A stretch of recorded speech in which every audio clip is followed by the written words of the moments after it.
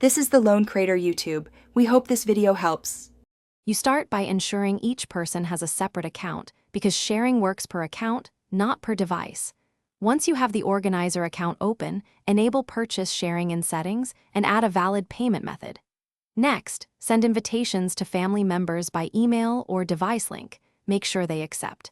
This first step ties purchases to the organizer, so check that younger members have purchase approval set. After invitations are accepted, move on to grouping content and approvals. Once the group exists, configure approval flows and what content is shared. You should enable Ask to Buy for minors so you approve purchases before they happen. Then pick which subscriptions, apps, and media are included in family purchase sharing. Some items opt out, so review purchases individually. Make sure the organizer's payment method is current and set reasonable limits or rules. After updating these settings, verify each member can access shared subscriptions and that billing notifications are. To finish, verify that shared purchases appear on each family member's device. Open the store app and look under Purchased or Subscriptions.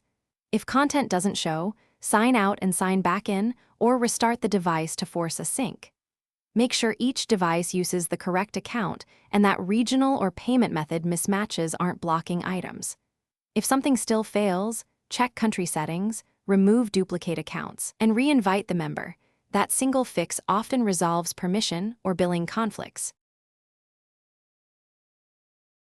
Thanks for watching. Consider subscribing if we helped you.